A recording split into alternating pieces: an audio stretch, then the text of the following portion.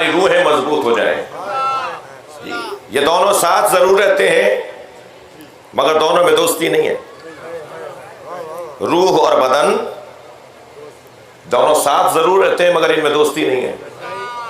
نہ صرف دوستی نہیں ہے، دشمنی بھی ہے. بدن چاہتا ہے کہ روح کو اپنا پابند بنائے اور روح چاہتی ہے کہ بدن کو اپنا پابند بنائے. دونوں کی غذائیں علیحدہ ہیں، دونوں کی خواہشات علیحدہ ہیں، دونوں کے مطالبات علیحدہ ہیں، دونوں کا رخ ہی علیحدہ ہے. بتاؤں کیا رخ ہے؟ ایک آسمانوں میں جانا چاہتی ہے، ایک زمین میں گڑنا چاہتا ہے. دونوں کا رخ ہی علیحدہ ہے. اب جو طاقتور ہوگا وہ اپنی طرف دوسرے کو کھینچ لے گا. اگر روح طاقتور ہو جائے گی تو بدن کو اپنا پابند بنا لے گی.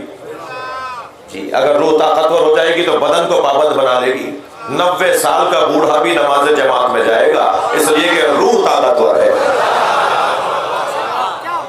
جی اور اگر بدن طاقتور ہو گیا تو وہ روح کو اپنا پابند بنا لے گا. بدن طاقتور ہوا ہے وہ روح کو اپنا پابند بنائے گا. اسے سال بھر میں بھی 2 رکعت نماز عید پڑھنے میں مشکل لگے گی. جو سالانہ 2 رکعت نماز ہے نا وہ بھی اسے پڑھنے میں مشکل آئے گی. اور اگر گھر کی بیگم صاحبہ نے جی کہلا کر شرمندہ کر کے بھیج بھی دیا نئے کپڑے پہنا کر تو یہ مسجد چوم کے آ جائے گا تاکہ قسم تو کھاؤں کہ مسجد دیکھ کر آیا ہوں. اس لیے کہ اس کی روح کمزور ہے، بدن طاقتور ہے. بعض لوگوں کو سال بھر کی 2 رکعت نماز بھی پڑھنے کا دل نہیں کرتا، اور ایسے لوگ بھی ہیں جو آدھی رات رکوع میں گزار دیتے ہیں. آدھی رات گزر جاتی ہے اور ان کا رکوع ختم نہیں ہوتا. انہیں نماز میں مزہ آ رہا ہوتا ہے. تو نماز میں ایک کو مزہ آ رہا ہے اور ایک کو مزہ نہیں آ رہا، تو نماز پر تبصرہ کروں یا مزہ لینے والے پر بات ہو؟ توجہ ہے بھائی. دسترخوان پر آپ نے طرح طرح کے کھانے لگائے ہوئے ہوں اور آپ اپنے مہمان سے کہیں کہ حضور یہ بھی کھائیے گا، جناب یہ بھی دیکھیے گا، یہ بھی بہت اچھا بنا ہوا ہے، اس کا ذائقہ بھی بہت لذیذ ہے. اور مہمان کہے کہ میں یہ نہیں کھا سکتا اس لیے کہ شوگر کی بیماری ہے، میں یہ نہیں کھا سکتا اس لیے کہ بلڈ پریشر ہائی ہو جائے گا، میں وہ نہیں کھا سکتا اس لیے کہ مجھے ہارٹ پرابلم ہے، میں یہ کھا لوں گا تو میرے کڈنی میں پریشانی ہو جائے گی. تو بھائی غذاؤں میں کمزوری ہے یا بیمار یہ مہمان ہے؟ اللہ نے قرآن سب کے لیے رکھا ہے، فائدہ متقی اٹھاتا ہے. تھوڑا بولیے بھائی، بات کیجئے. مجھے اندازہ ہے آپ بہت دیر سے بیٹھے ہوئے ہیں، تھوڑی گردن ہلاتے رہیے گا. دسترخوان پر ہر نعمت اللہ نے رکھی ہو اور اگر کوئی بیمار نہ کھا سکتا ہو تو قصور تو بیمار کا ہے نا، کھانے کا تو قصور نہیں ہے. نماز ایک کو ذائقہ دے رہی ہے اور ایک کو سال بھر میں بھی 2 رکعت نماز میں مزہ نہیں ہے، تو نماز کا مسئلہ نہیں ہے، مسئلہ اس بیمار کا ہے. کیا کریں کہ بیماری سے شفا ملے؟ تھکے آپ؟ کیا کریں کہ بیماری سے شفا ملے؟ بیماری روح سے شفا ملنے کی جگہ کو مجلس کہا جاتا ہے. یہ حسینی شفا خانہ لگا ہوا ہے جسے مجلس اعزا کہا جاتا ہے. جی حسینی شفا خانہ. امام حسین کا ذکر دلوں کو تقویت پہنچاتا ہے، دلوں کو سکون پہنچاتا ہے. اللہ کا کام بھی اللہ کا ہے، جو نہیں مانتا نا اسے اللہ منوانا جانتا ہے. اور محمد و آل محمد بلند کر صلوات.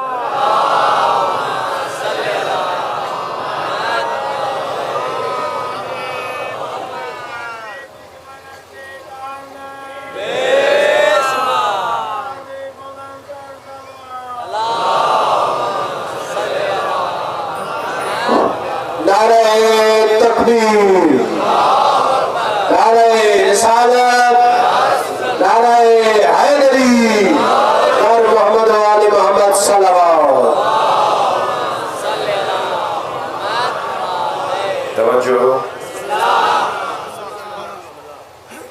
یہ ذکر امام حسین، یہ مجلس اعزا، یہ امام بارگاہ، یہ حسین کے نام پر کھلایا جانے والا تبرک، یہ مولا کے نام پہ لگائی جانے والی سبیل، یہ مزاروں پہ جا کر اولیاء الہی سے توسل کرنا، یہ فاتحہ اور نذر و نیاز دینا، اسے بہت سارے لوگ سمجھ نہیں پائے آج تک، مگر آہستہ آہستہ سمجھ بھی رہے ہیں۔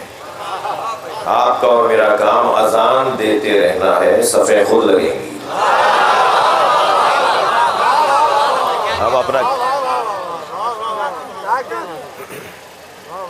بند ہو گیا برائے سید سلامتی سرمایہ ملت جعفریہ قبلہ علامہ شہنشاہ بلند تر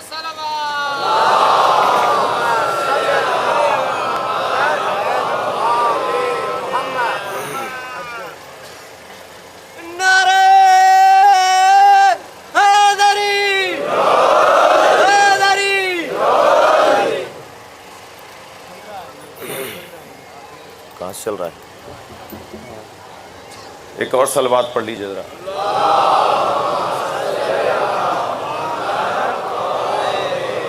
اس سے بہتر صلوات پڑھ لیجیے۔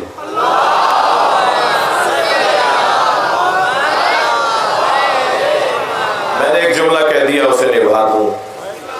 اللہ جو نہیں مانتا انہیں منوانا جانتا ہے۔ جو نیاز نظر نہیں کھاتے نا، وہ مکے سے زمزم لا کے ضرور بانٹتے ہیں۔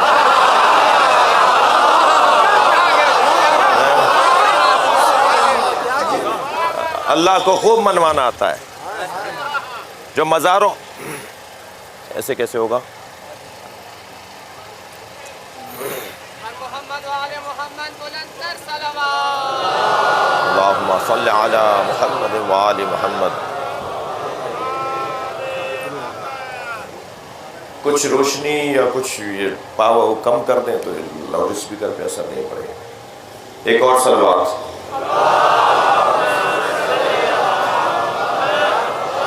مجھے اندازہ ہے کہ ایسے حالات میں مجلس عزا کا انعقاد، اور وہ بھی اتنی بڑی تعداد میں عزیزوں کی شرکت، اس میں مجلس کا ہو جانا ہی مولا کا خاص کرم ہے۔ اور جب یہ مسائل اور مشکلات آئیں گی تو اس پہ الجھنا نہیں چاہیے۔ یہ بہت ہے کہ ہم نے حاضری میں اپنا نام لکھوا دیا۔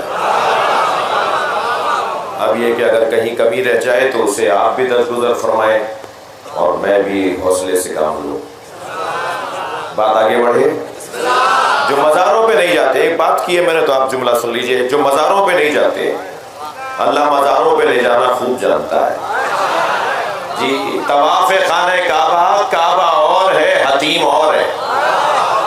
وہ جو کعبہ ہے نا، 4 گوشہ عمارت مربع شکل میں، جس پہ غلاف کعبہ چڑھا ہوا ہے، جس کے پرنالے سے پانی بہتا ہے تو لوگ اپنے آپ کو وہاں لے جاتے ہیں تاکہ گناہ دھل جائے۔ اس کے ساتھ ایک ڈی نما دیوار بھی اٹھی ہوئی ہے جسے حتیم کہتے ہیں۔ حتیم وہ کعبہ نہیں ہے مگر طواف واجب ہے، اس کا طواف کرنا واجب ہے۔ بیچ میں سے جگہ ہے 8-10 فٹ کی کہ لوگ وہاں سے نکل کے اس کو چھوڑ کے طواف کر لیں، جگہ ہے نکلنے کی، جانے کی، مگر اگر ایسا کریں گے تو طواف باطل ہے۔ سب کو حتیم کا طواف بھی کرنا ہوگا۔ کعبے کے ساتھ اس ناٹی سی دیوار، چھوٹی سی دیوار، وہ جو ڈی نما دیوار ہے حتیم، اس کا طواف کرنا بھی واجب ہے۔ وہ کعبہ تو نہیں ہے مگر طواف واجب ہے، اس لیے کہ وہاں ہاجرہ اور اسماعیل علیہ السلام کی قبریں ہیں۔ تم قبروں کو نہیں مانو، میں قبروں پہ لے کر آؤں گا۔ جو وسیلے کو نہیں مانتے، ڈائریکٹ اللہ سے بات کرنی چاہیے۔ مجھے ایسے لوگ بہت اچھے لگتے ہیں، مگر میں پہلا سوال ان سے کہتا ہوں، تم نے اپنا چہرہ آئینے میں دیکھا ہے؟ ڈائریکٹ اللہ سے بات کرنے والے لوگ ہیں کون؟ ڈائریکٹ اللہ سے بات کرنے والے جنہیں 1 سے لے کے 10 تک عربی میں گنتی نہ آتی ہو، جنہیں طہارت کرنا نہ آتا ہو، جنہیں نماز پڑھنا نہ آتا ہو، وہ کہہ رہے ہیں ہم اللہ سے ڈائریکٹ بات کریں گے۔ میں نہیں کہہ رہا کہ اللہ اپنی مخلوق کی نہیں سنتا، تم کچھ بھی نہ بولو پھر بھی روٹی دے گا۔ جو نماز نہیں پڑھتے کیا انہیں روٹی نہیں دے رہا وہ؟ جو روزہ نہیں رکھتے کیا انہیں رزق نہیں دے رہا وہ؟ جی، اللہ نے تو قرآن میں بہت واضح طور پہ اعلان کیا ہے، وَمَا مِن دَابَّةٍ فِي الْأَرْضِ इल्ला अल्लाह रिज़्क़ुहा, जमीन पे कोई हिलने वाला, रींगने वाला, जुम्बुंदा, हिलने वाला कोई वजूद ही नहीं है मगर उसके रिज़्क़ की जिम्मेदारी अल्लाह पर है। ये नहीं कहना कि अल्लाह क्या अपने जो नमाजें पढ़ते हैं, जो मुसलमान हैं, उन्हीं को खिलाता है। बात ये हो ही नहीं रही, बात रिज़्क़ की हो नहीं रही। अल्लाह तो उसे भी खिलाता है जो काफिर है। बल्कि नमरूद और हजरत इब्राहीम का किस्सा कुरान मजीद के अंदर मौजूद है। हजरत मूसा और फिरौन का किस्सा कुरान में मौजूद है। जब हजरत मूसा ने दरियाए नील पे ऐसा मारा, रास्ता बना, आप आगे बढ़े, तवज्जो, और पीछे से फिरौन का लश्कर आने लगा। यहाँ आखिरी आदमी निकल रहा था, वहाँ पहला आदमी आ रहा था कि एक मर्तबा दरिया फिर मिलना शुरू हो गया। सारा लश्कर फिरौन का डूब गया। जब खुद फिरौन डूबने लगा ना, तो बार बार पुकार रहा था, मूसा मैंने तुम्हें पाला था, मुझे बचाओ। तो उस पे भी अल्लाह ने कहा कि ऐ मूसा, जिस वक्त वो तुम्हें पुकार रहा था और तुम्हारा गुस्सा और तुम्हारी उससे नफरत, तुमने उसकी मदद नहीं की, मैं उस वक्त भी सोच रहा था ये अगर एक दफा भी मुझे पुकार दे